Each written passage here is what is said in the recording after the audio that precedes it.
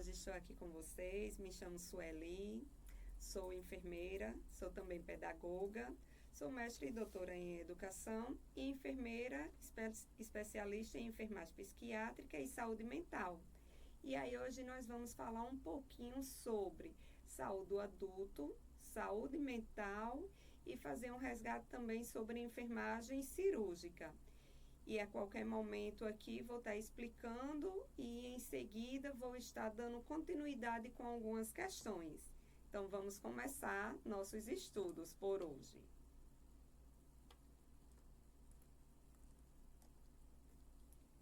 E aí vamos começar falando sobre hipertensão arterial sistêmica.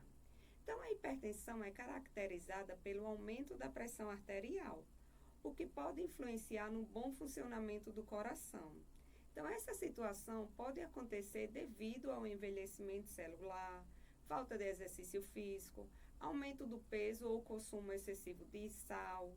No entanto, a hipertensão também pode acontecer como consequência de outras situações, como diabetes ou doenças renais, por exemplo. E os principais sintomas são o aumento da pressão arterial, que normalmente não causa sintomas, mas em alguns casos pode ser percebido por meio de alguns deles, como tontura, dor de cabeça, alterações da visão e dor no peito, por exemplo. E aí o principal é lembrar que hipertensão arterial ela é sistêmica. E o que vai ser uma patologia sistêmica? Toda patologia sistêmica nada mais é do que pode atingir qualquer órgão do nosso corpo. Então, hipertensão arterial sistêmica é uma patologia considerada do sistema circulatório. Porém, essa hipertensão, ela pode vir a desencadear alterações não só no sistema circulatório, mas em qualquer outro sistema, e aí também pode ocasionar outras patologias. E aqui, só para a gente resgatar um pouquinho, ó, a pressão arterial depende da largura, do calibre da artéria. Então, as artérias vêm com calibre normal, que permitem as pressões máximas e mínima, sendo também normais. Então, se o calibre da artéria se estreitar, aumenta o atrito do sangue e a pressão mínima. Então, o coração terá que fazer mais força para empurrar o sangue dentro da artéria, aumentando a pressão máxima. Então, como assim? Só um exemplo bem simples é uma mangueira. Quando nós pegamos uma mangueira que estamos segurando na ponta dela, então a água ela vai fluir menos, porém vai ter uma pressão maior. Então, é exatamente isso que acontece com o sistema circulatório, quando a pressão ela está elevada. E aqui nós temos alguns parâmetros atuais, de acordo com a Sociedade de Cardiologia, que diz o seguinte: o normal atualmente, ele pode ser considerado menos de 120 por 80 milímetros de mercúrio. Já elevado é uma PA sistólica entre 120 e 129 e a PA diastólica inferior a 80. Hipertensão fase 1 vai ser a sistólica entre 130 e 139 ou diastólica entre 80 e 89. Já a hipertensão fase 2 vai ser a sistólica pelo menos 140 ou diastólica pelo menos 90 milímetros de mercúrio. E para eu dizer que o meu paciente ele está em uma crise hipertensiva, a sistólica deve estar superior a 180 milímetros de mercúrio ou a diastólica acima de 120 milímetros de mercúrio, com pacientes que necessitam de mudanças imediatas na medicação, em pacientes sem sintomas relevantes ou hospitalização imediata, se houver sinais de danos nos órgãos-alvos. Então, o que é que nós observamos aqui? Que esses valores, eles reduziram em comparação aos parâmetros anteriores. Por quê? Porque nós estávamos tendo muito índice de pessoas jovens com a PA elevada, inclusive situações de infarto e AVE. Então, a Sociedade de Cardiologia, ela refez esses parâmetros e aqui até a hipertensão fase 1, dependendo do paciente, pode tentar ser revertido. E agora vamos falar sobre o diabetes mellitus. Então, é uma doença na qual o organismo não produz uma quantidade suficiente de insulina ou não responde normalmente à insulina, fazendo com que o nível de glicemia, que é a glicose no sangue, fique excepcionalmente elevado. Então, os sintomas do diabetes podem incluir aumento da micção e da sede, e às vezes a pessoa pode perder peso mesmo que não esteja tentando. O diabetes pode danificar os nervos e causar problemas de sensibilidade. O diabetes pode danificar os vasos sanguíneos e aumentar o risco de ataque cardíaco, acidente vascular cerebral, doença renal crônica e perda de visão. O diagnóstico é por meio da dosagem da glicemia, que é a glicose, no sangue. Então, acontece quando o organismo produz pouca ou nenhuma insulina. E sem insulina, a glicose não entra na célula. Enquanto as células morrem por falta de açúcar e energia, o sangue se transforma em um melado cheio de glicose que não pode entrar na célula. E o corpo inteiro adoece, desenvolvendo diabetes mellitus, ou seja, então esse açúcar, né, essa glicose, ela vai ficar na corrente sanguínea e não adentra dentro das células. E as células acabam, né, sendo prejudicadas pela falta da energia, pela falta de glicose. Então, por isso que os pacientes diabéticos, muitas vezes, eles têm uma fadiga. E aqui tem alguns critérios que estão, tá certo, mais atualizados para o diagnóstico de diabetes mellitus, que diz o seguinte: o paciente normal, é necessário que a glicemia esteja em jejum menor de 100, se for 2 horas após a ingestão de glicose, menor de 140, e a hemoglobina glicada tem que estar abaixo de 5,7. Para ser considerado pré-diabetes, então, em jejum é necessário que esteja de 100 a 125, 2 horas após a ingestão de glicose, entre os 140 e 199, a hemoglobina glicada de 5,7 a 6,4, e para ser considerado paciente diabético, em jejum é necessário estar maior ou igual a 126, se for 2 horas após a ingestão de glicose maior ou igual a 200, aquelas glicemias, né, no acaso, vamos dizer, numa ação, em uma praça, onde o paciente já se alimentou, que ele não está mais em jejum, não tem uma certeza de quanto tempo faz que ele se alimentou, então maior ou igual a 200, com sinais e sintomas. E a hemoglobina glicada maior ou igual a 6,5. E uma observação aqui é que o paciente pré-diabético, na maioria dos casos, com mudança no estilo de vida, tanto alimentar quanto a introdução de exercício físico, ele pode ser revertido. E para que eu tenha um diagnóstico fechado do diabetes, é necessário mais de um exame. E aqui nós vamos falar agora sobre a tuberculose. Então, a tuberculose é uma doença crônica e contagiosa causada pela bactéria Mycobacterium tuberculosis. A infecção afeta os pulmões, mas também pode atingir outros órgãos em quadros mais graves, como os ossos, rins e o coração. Então, a forma pulmonar, além de ser mais frequente, é também a mais relevante para a saúde pública, principalmente a positiva baciloscopia, pois é a principal responsável pela manutenção da cadeia de transmissão da doença. Já a forma extrapulmonar, que acomete outros órgãos que não o pulmão, ocorre mais frequentemente em pessoas que convivem com HIV, especialmente entre aquelas com comprometimento imunológico. Então, quando nós falamos, né, sobre a tuberculose, muitas vezes se associa apenas à tuberculose pulmonar. Mas vale sempre lembrar que nós temos também a tuberculose extrapulmonar, onde essa bactéria vai atingir outros órgãos. E aqui, né, com relação aos sintomas, Mais comuns são a tosse com sangue, febre, dor para respirar, falta de ar, perda de peso e suor noturno.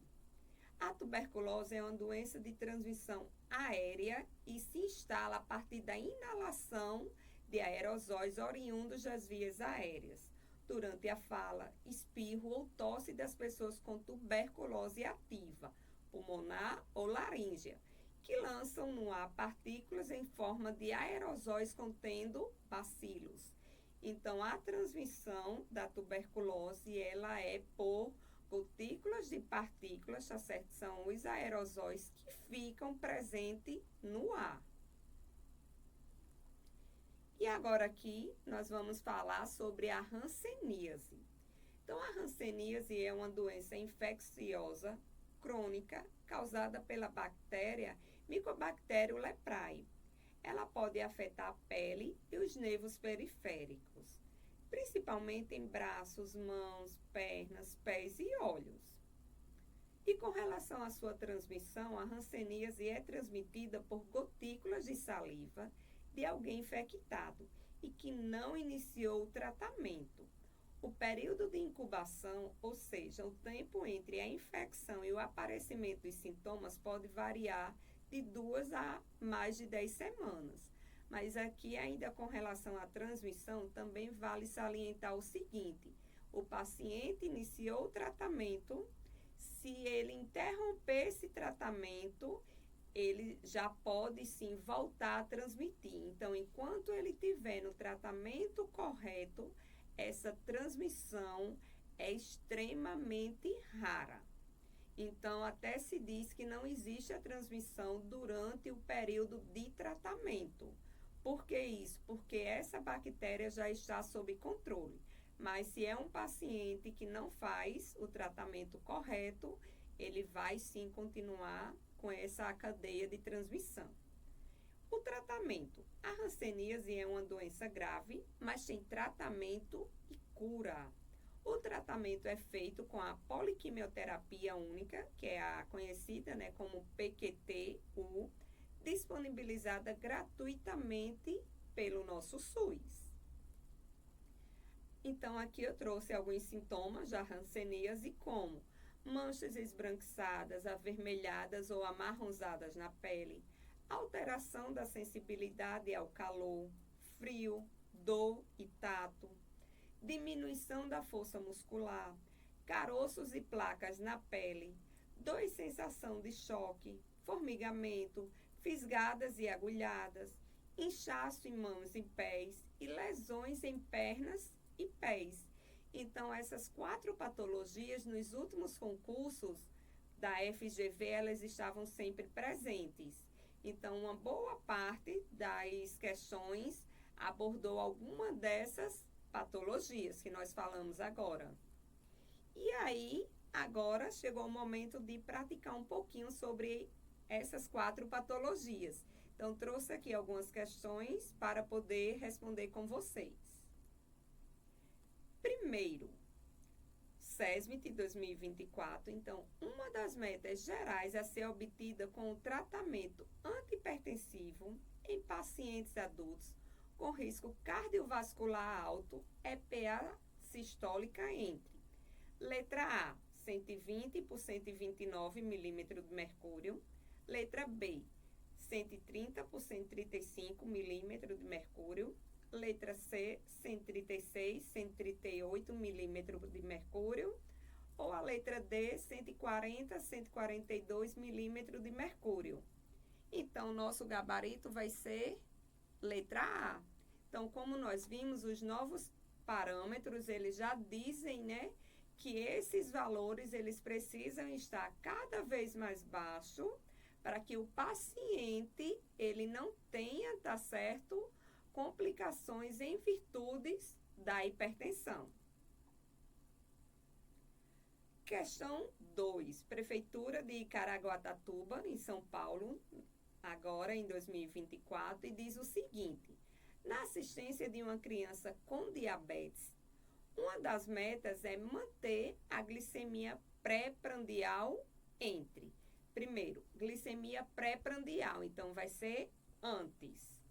E lembrando também que nessa questão, ó, fala que já é uma criança com diabetes.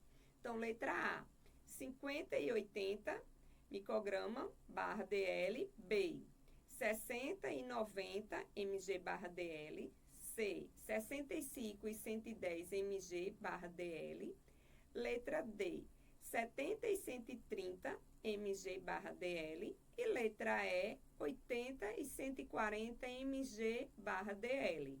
Gabarito, letra D. Então, o que é que se diz?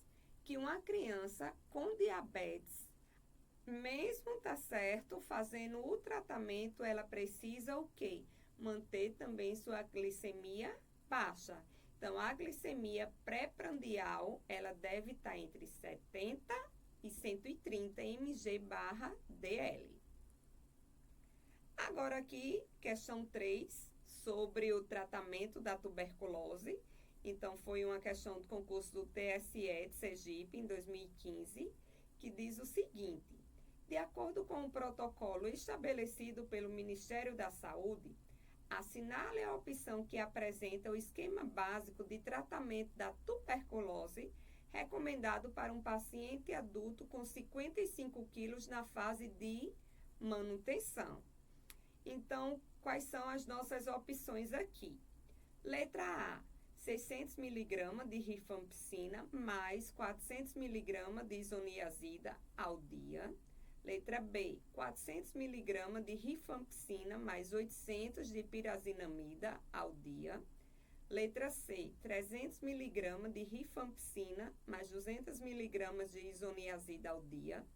Letra D, 300 mg de rifampicina mais 200 mg de isoniazida mais 500 mg de pirazinamida ao dia. Ou E, que vai ser 100 mg de rifampicina mais 300 de isoniazida mais 150 mg de pirazinamida. Então, o nosso gabarito aqui vai ser letra A. Então, 600 mg de rifampicina mais 400 mg de isoniazida ao dia. Então, o que foi que eu observei? Algumas provas, inclusive da FGV, que questões voltadas à tuberculose se pergunta muito sobre o tratamento. Agora, vamos aqui para a questão 4. Então, foi uma questão também TSE 2015, de Sergipe, e diz o seguinte: o Programa Nacional de Controle da Hanseníase do Ministério da Saúde desenvolve um conjunto de ações que visam orientar a prática em serviço em todas as instâncias e diferentes complexidades. Com base nas ações de atenção e controle previstas nesse programa, analise as afirmativas a seguir, considerando V para verdadeira e F para falsa. Então, nós vamos assinalar e já ver onde é que está errado em cada situação. Primeiro, a atenção à pessoa com hanseníase, as suas complicações e sequelas deve ser oferecida em toda a rede do Sistema Único de Saúde, de acordo com a necessidade de cada caso. Então, alternativa verdadeira. E aí, ó, nós já vamos eliminar a letra B e a letra D. Segunda opção, os casos diagnosticados devem ser notificados em até 24 horas, utilizando-se a ficha de notificação e investigação do Sistema de Informação de Agravos de Notificação, investigação SINAM. Então, a opção vai ser falsa. Onde é que está errado? Quando diz aqui em até 24 horas. Essa notificação, ela deve ser de imediato, aonde houve o diagnóstico. Então, no caso de hanseníase, nós não temos notificação em casos de suspeita e investigação. É apenas no diagnóstico. E agora aqui, a terceira alternativa que diz: a reação hansênica tipo 2 caracteriza-se pelo aparecimento de novas lesões dermatológicas, manchas ou placas, infiltração, alteração de cor e edema nas lesões antigas. Então, falsa também. Por que falsa? Porque a reação rancênica tipo 2, ela não se caracteriza pelo aparecimento, né, de novas lesões. Então, as lesões, elas vão progredir, mas não vão aparecer novas. Então, o nosso gabarito vai ser letra A. E aqui, concluído essa revisãozinha, né, em saúde do adulto, nós agora vamos falar sobre saúde mental. Então, primeira coisa, em falar sobre saúde mental, nós precisamos entender o que é saúde mental. Então, esse conceito aqui é um dos conceitos mais aceitos, onde diz que saúde mental não é ausência de doenças, mas uma condição de bem-estar psicossocial. Então, muitas vezes eu não estou doente nem fisicamente e nem mentalmente, porém, eu estou passando por algum estresse e a minha condição mental, naquele momento, ela não está preservada. Então, eu trouxe aqui para vocês um resumozinho da nossa história, né, com relação à saúde mental. Então, primeiro, no Brasil, a reforma psiquiátrica, as pesquisas sobre saúde mental, elas começaram a ser faladas na década de 1970, que foi com o movimento dos trabalhadores de saúde mental por uma sociedade sem manicômios. Então, não intencionava melhorias na assistência e condições de internação hospitalar. Então, o nosso quadro antigo com relação à saúde mental, onde os pacientes eles ficavam internos, eram conhecidos como depósitos humanos, onde essas pessoas eram colocadas ali à margem da sociedade para se tratarem mentalmente, mas também tinha pessoas que eram moradores de ruas, que não tinham condições financeiras e eram colocadas nesse mesmo local. Então, o que foi que aconteceu? Os profissionais da área de saúde, eles começaram a ver que esse método utilizado, eles não melhoravam em nada a saúde mental dos nossos pacientes. Então, começaram a lutar por uma sociedade sem manicômios, por quê? Do jeito que estavam, não tinha condições desses pacientes se recuperarem. E aí, o principal objetivo da nossa reforma psiquiátrica é deshospitalização e inserção do doente mental na sociedade. Então, trazer os pacientes que não estão em momentos de surto para ressocialização. O convívio com a sociedade para que ele possa ser inserido e o seu problema mental muitas vezes não vai ser sanado, mas ele vai ser apenas acompanhado. Até que em abril de 2001 nós tivemos, né, a Lei 10.216, que foi regulamentada e que trata da reforma psiquiátrica no Brasil. Então, a nossa primeira lei voltada à saúde mental é essa lei, que é a Lei 10.216, que foi, de abril de 2001. E aqui nós temos já a nossa portaria 3.088, de 23 de dezembro de 2011. Então, essa portaria, ela institui a rede de atenção psicossocial para pessoas com sofrimento ou transtorno mental e com necessidades decorrentes do uso de crack, álcool e outras drogas, no âmbito do Sistema Único de Saúde.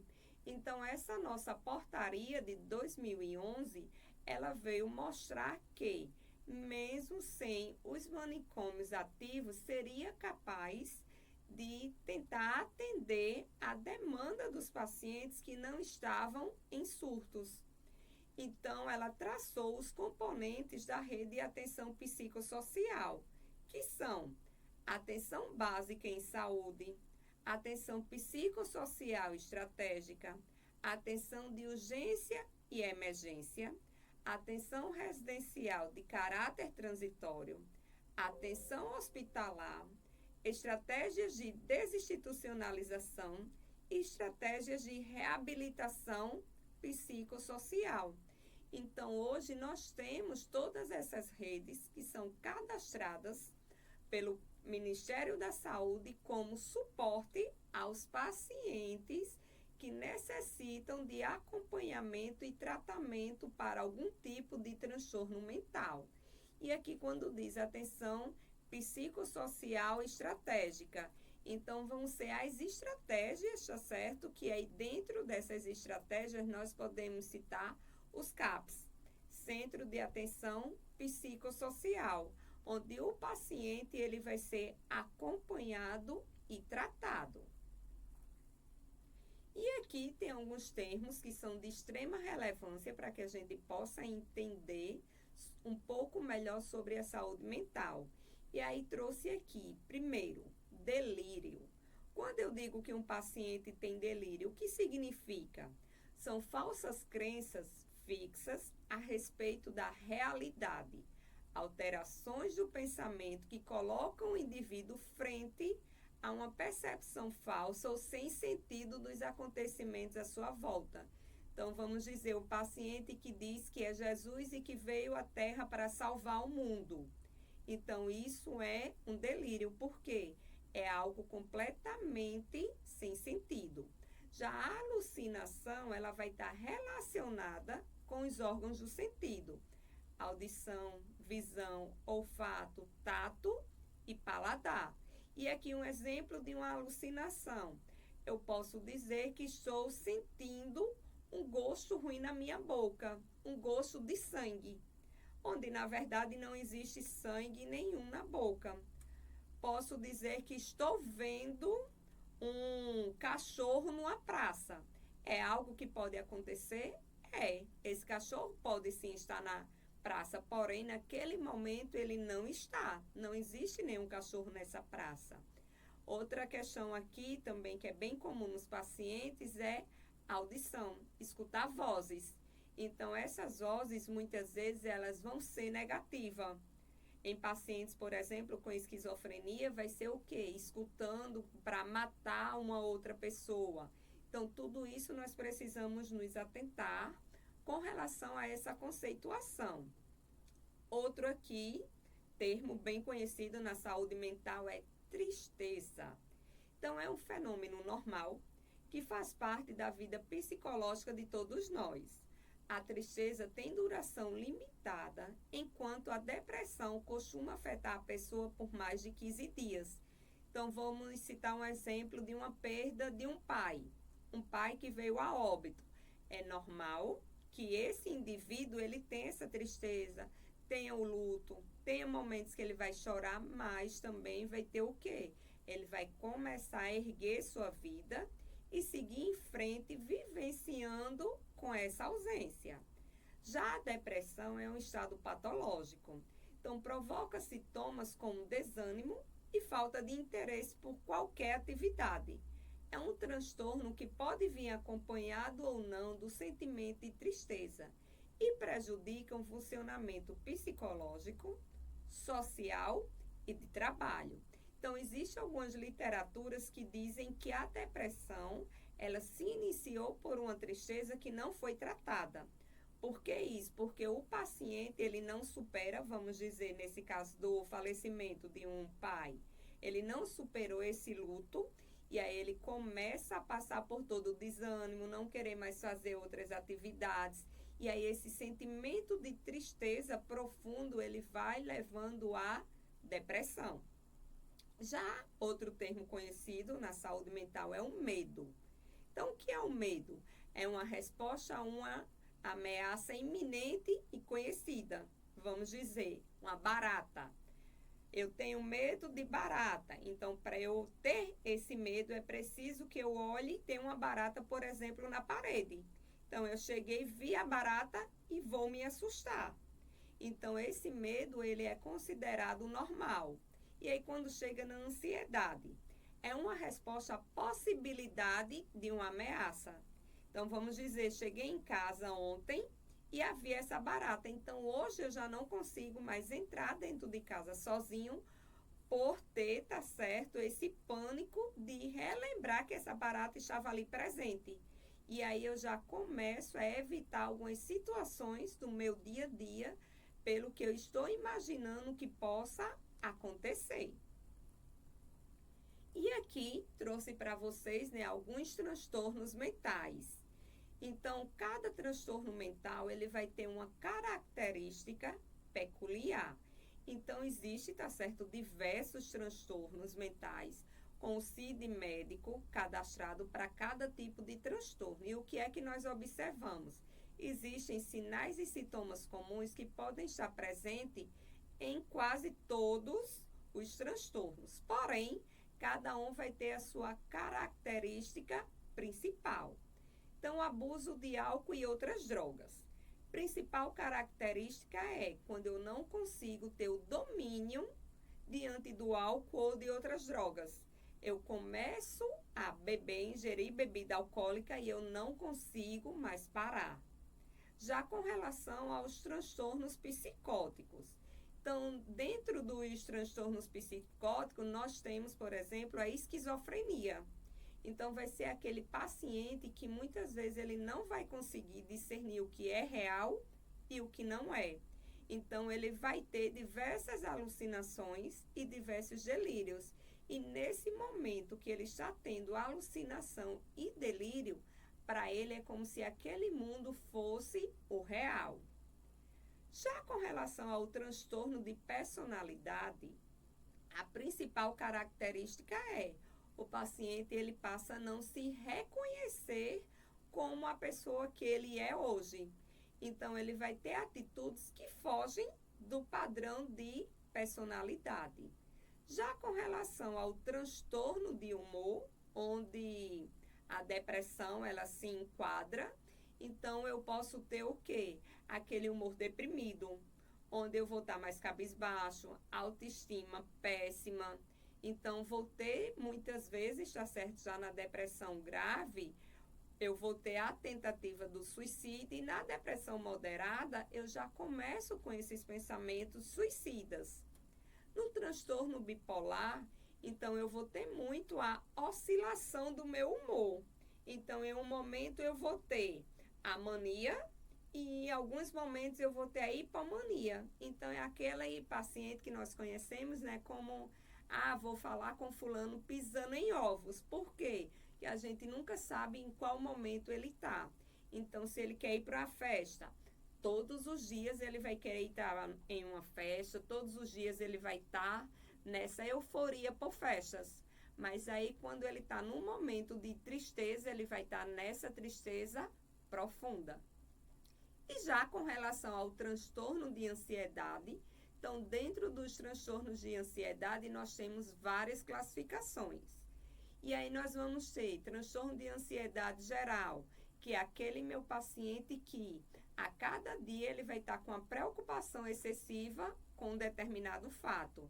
Eu vou ter a fobia específica, pânico de barata, vou ter a fobia social, que é aquele paciente que não é muito do falar, que não é muito do conversar. Ele entra em pânico somente em saber que vai estar diante do outro. Aí eu também tenho o transtorno de pânico, que é um dos mais comuns, tá certo? E que também acaba sendo um dos mais graves. Por quê? Porque no transtorno de pânico, esse paciente, ele inicia com as crises de pânico, que são do nada, podemos dizer assim. Então, esse paciente, a qualquer momento, ele pode apresentar aquela crise e aí a crise para. Mas outros dias essa crise pode vir novamente. E ele não sabe, tá certo? É incerto em qual momento essa crise vai chegar. Então, o que é que acontece? Um exemplo, elevador. É um paciente que mora no 10º andar. E aí, todos os dias, ele entrava no elevador normal. Mas chega um determinado dia que ele passa a ter pânico do elevador. E ele não vai mais querer entrar dentro desse elevador. E se ele entrar, ele pode muitas vezes sentir mal, sentir um forte aperto no peito. É uma das principais características da crise de pânico, é uma dor imensa no peito. Tem alguns pacientes que relatam que têm muito medo da morte em consequência dessa dor no peito. E aí vai ser o quê? A gente lembra do termozinho, medo e ansiedade. Então, medo, eu preciso do estímulo, eu preciso ver algo, a ameaça. E a ansiedade vai ser em virtude de algo que eu apenas estou ainda em mente. É algo que eu não tenho ameaça, mas eu mesmo já fico vendo outras situações que podem acontecer. Então, esses são um dos principais transtornos mentais. E lembrar sempre que sinais e sintomas, eles podem acontecer em diversos transtornos, mas nós precisamos ver a diferença em cada um. E aqui, vamos falar agora sobre a intervenção de enfermagem em saúde mental, diante desse meu paciente com algum tipo de transtorno mental. Então, é necessário fazer a avaliação, o planejamento e diagnóstico de enfermagem, as intervenções, prevenção e promoção da saúde e o monitoramento e avaliação contínua. Lembrando sempre que em saúde mental nós temos o PTS, que é o Projeto Terapêutico Singular. Então, meu paciente com transtorno de ansiedade generalizada, se eu tenho 10 pacientes para atender, cada um eu vou ter um plano terapêutico individualizado, que é o singular. Por que isso? Cada um pode apresentar um sinal e um sintoma diferente. Cada um pode estar, devido a essa ansiedade por motivos diferentes. Então, na enfermagem, nós precisamos fazer todo esse planejamento de intervenção. E aqui fala um pouquinho, sobre o tratamento para transtornos mentais. Então, primeiro eu tenho psicoterapia individual. Nessa psicoterapia individual, o que é que eu preciso entender primeiro? Terapia. O que vem a ser terapia? Então, a terapia é algo, tá certo, que o indivíduo ele faz e que vai fazer com que ele se sinta bem. Então, psico vem da mente. Então, a terapia da minha mente de forma individual, que é o que nós conhecemos, como a consulta com a psicóloga, por exemplo. Aí eu vou ter a terapia cognitiva, onde eu vou reaprender a viver, diante de cada situação. Também vou ter a terapia comportamental e a terapia de grupo, que vai ser para o quê? Principalmente aqueles pacientes, por exemplo, com bipolaridade, para que eles consigam interagir com o grupo. E vou ter também a psicofarmacologia, que em determinadas situações o paciente ele necessita ser medicado. E agora, aqui nós vamos treinar um pouquinho com algumas questões voltadas à saúde mental. Questão 5, foi uma questão do município de Carangola, Minas Gerais, de 2002, que ela diz o seguinte: com base no modelo assistencial em saúde mental no país e nos direitos das pessoas portadoras de transtornos mentais, é incorreto afirmar que... Então, primeiro, a pergunta fala sobre o que é incorreto. Então, letra A. O tratamento visará, com finalidade provisória, a reinserção social do paciente em seu meio. Letra B. A internação involuntária se dá sem o consentimento do usuário e a pedido de terceiro. Letra C. Ser tratado em ambiente terapêutico pelos meios menos invasivos possíveis é direito do portador de transtorno mental. Letra D. A pessoa portadora de transtorno mental deve ser tratada preferencialmente em serviços comunitários de saúde. Então, questão 5, gabarito, letra A. Porque a A está incorreta, Tratamento visará com finalidade provisória. Então, o tratamento não tem finalidade provisória.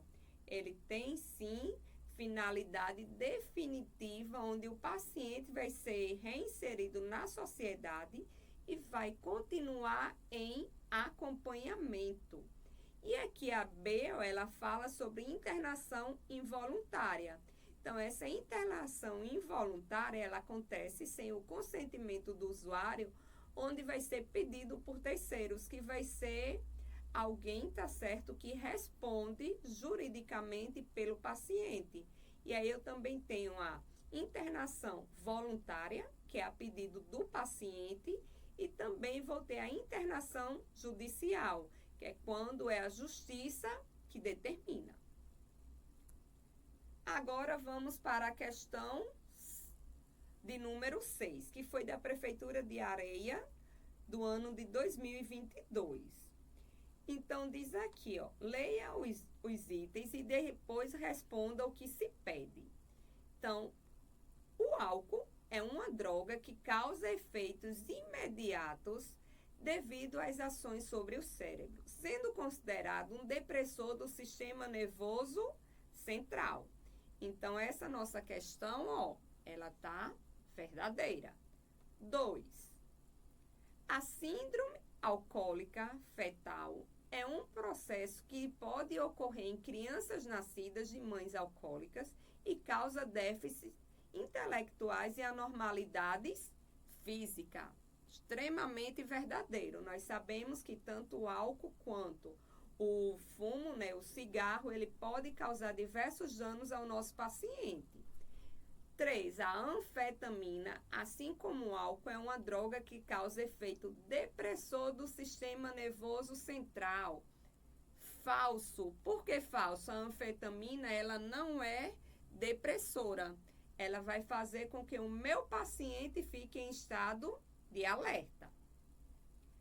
4. O uso crônico da anfetamina pode ocasionar psicoses com ideação paranoide e pode levar a doenças infecciosas relacionadas ao uso de drogas endovenosas, como a do vírus de imunodeficiência humana, que é o HIV, da síndrome de imunodeficiência adquirida e das hepatites B, C e D. Verdadeiro. E a 5, ó, a cocaína é um estimulante do sistema nervoso central e causa depressão de dopamina. E agora, qual das alternativas abaixo estão corretas? A 5, ela também é verdadeira. Então, alternativas verdadeiras. 1, 2, 4 e 5. Gabarito, letra C.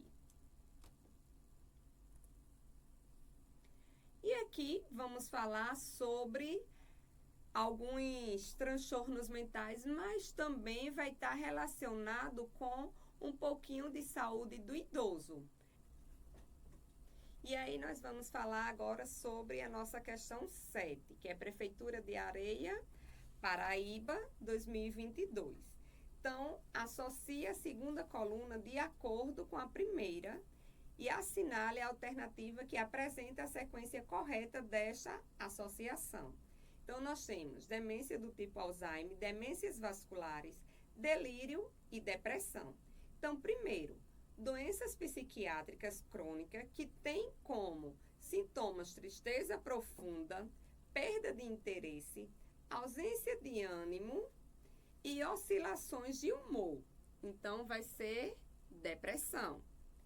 Perturbação súbita, flutuante, geralmente irreversível da função mental e caracterizada por uma incapacidade de concentração, desorientação, incapacidade de pensar com clareza e flutuações do nível de alerta, que vai ser o nível de consciência. Então, eu tenho delírio, que vai ser letra C.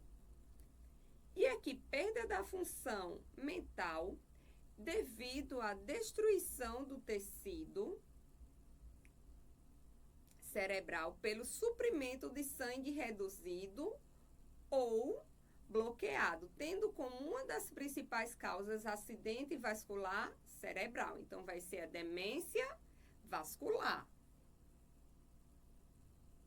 Letra B.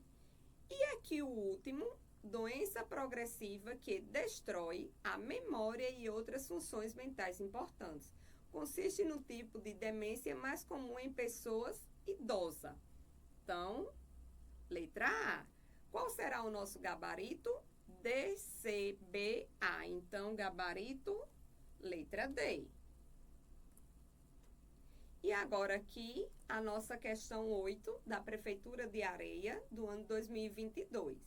Sobre os componentes da rede de atenção psicossocial, marque a alternativa correta. Então, o que é que vamos ver? Primeiro, a atenção psicossocial especializada se refere exclusivamente ao SAMU. Então, totalmente errado. Não é exclusivo ao SAMU. Serviço de urgência e emergência, ele vai ser utilizado, porém não é exclusivo.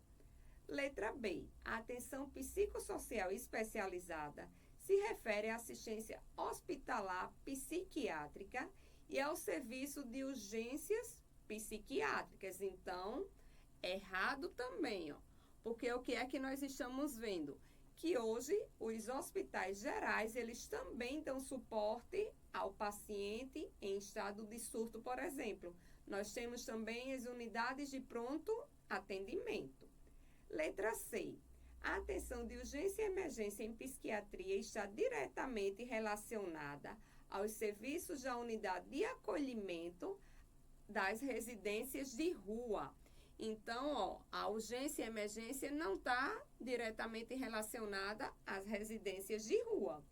E aqui, letra D, a atenção psicossocial especializada se refere aos centros de atenção psicossocial, CAPs, nas suas diferentes modalidades. Então, 8, gabarito, letra D. E agora, encerrado saúde mental, nós vamos falar um pouco sobre enfermagem cirúrgica. Então, ao iniciar a enfermagem cirúrgica, primeira coisa que nós temos que ter em mente é nomenclatura, centro cirúrgico versus bloco cirúrgico.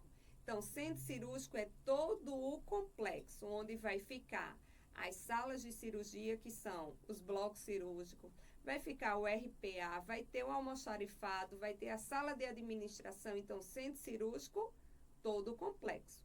Bloco cirúrgico é apenas a sala onde está, localizada as cirurgias.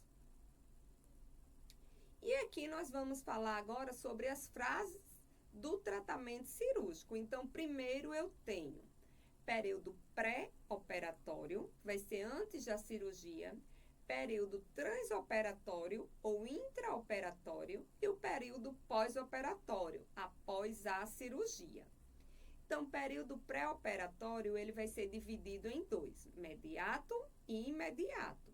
Então, no período mediato, período de tempo desde a indicação do tratamento cirúrgico até a véspera da cirurgia. Então, vão ser as 24 horas antes da minha cirurgia. Lembrando que não se enquadra, tá certo, em um caso de uma cirurgia de emergência.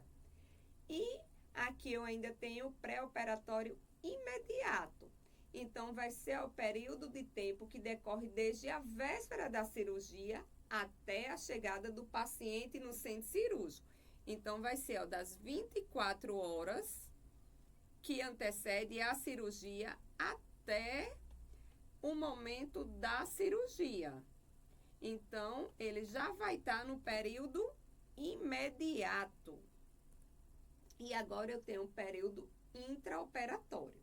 Então, a enfermagem intraoperatória é a atuação durante o período cirúrgico propriamente dito, ou seja, desde o início da cirurgia até o seu término.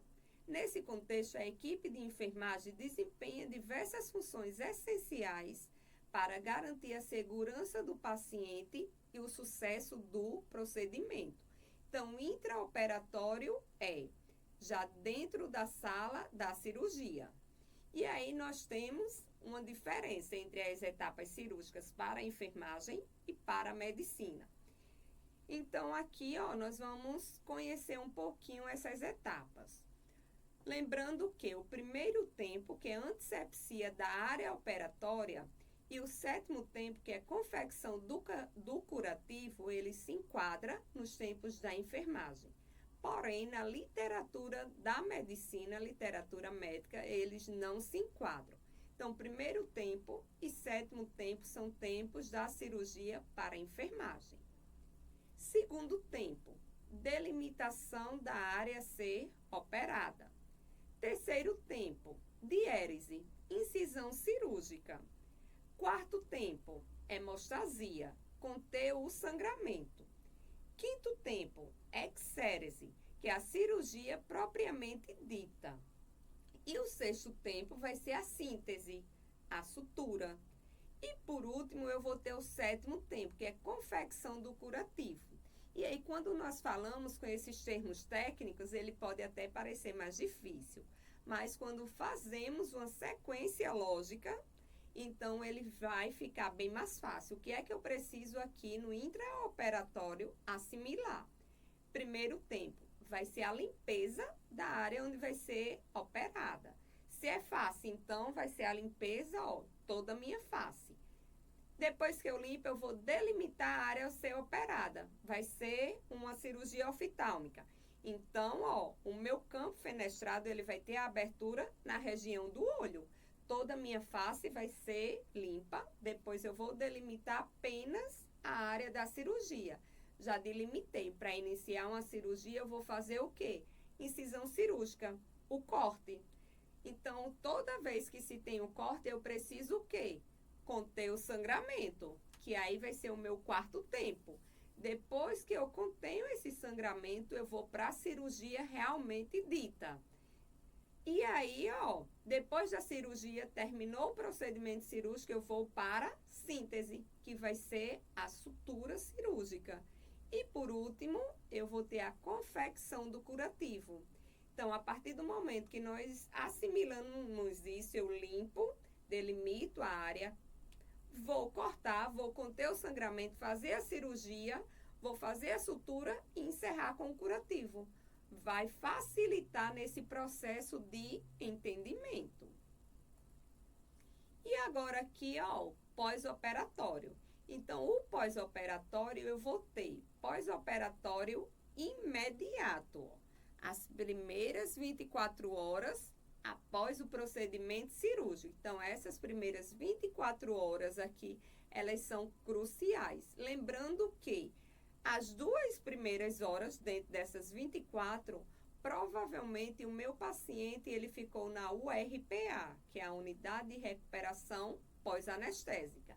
Então, ela vai ficar, ela vai ficar na URPA, e aí quando ele tiver restabelecimento das suas funções vitais, ele vai ser transferido ou para a clínica cirúrgica, ou para a clínica normal, ou para a UTI, ou se foi apenas um procedimento simples, para a sua própria residência.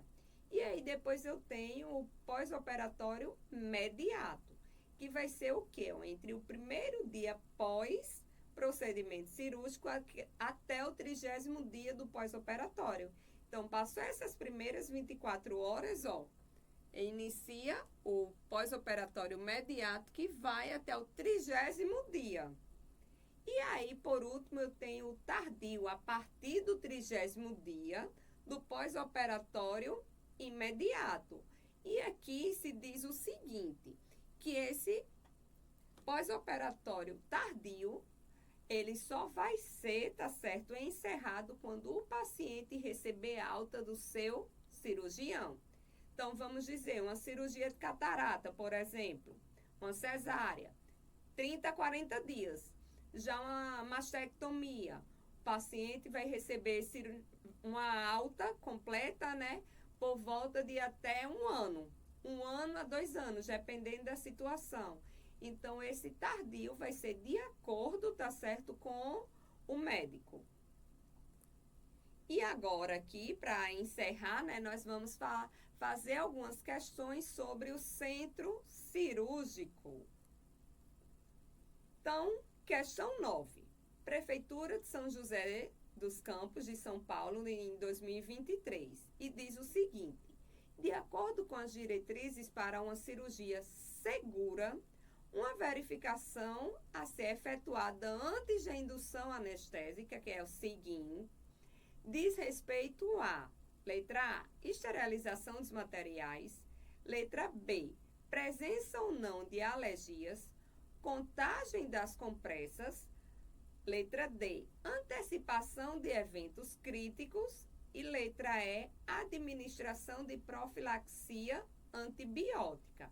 Então, nosso gabarito aqui, ó, letra D, antecipação de eventos críticos. Por quê? Nós, pelo protocolo de cirurgia segura, se diz o seguinte, que a cirurgia segura, ela prevê qualquer tipo de evento adverso que possa acontecer com o meu paciente. Então, aqui, esterilização dos materiais. Se ele não estiver bem esterilizado, vai provavelmente ter uma infecção. Então, essa esterilização precisa ser feita? Sim. Mas quando diz aqui antecipação de eventos críticos, envolve todo aquele processo que existe dentro do centro cirúrgico, relacionado, tá certo, a todo tipo de complicação. E a questão fala sobre a indução anestésica antes do momento da anestesia. Questão 10. Prefeitura de São José dos Campos, do ano 2023, diz o seguinte: no centro cirúrgico, a limpeza realizada ao término de um procedimento e antes do início do próximo é denominada, letra A, terminal, letra B, contínua, letra C, recorrente, letra D, concorrente, letra E, programada. Então, gabarito, ó, sem dúvida alguma, letra D. Limpeza concorrente, ou seja, aquela após o término da cirurgia, mas que durante o processo de cirurgia, se for necessário, deve ser feito também essa limpeza.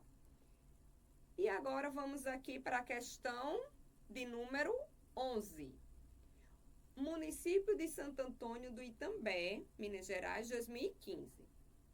O processo de anestesia e enfermagem é o cliente no pré-operatório imediato.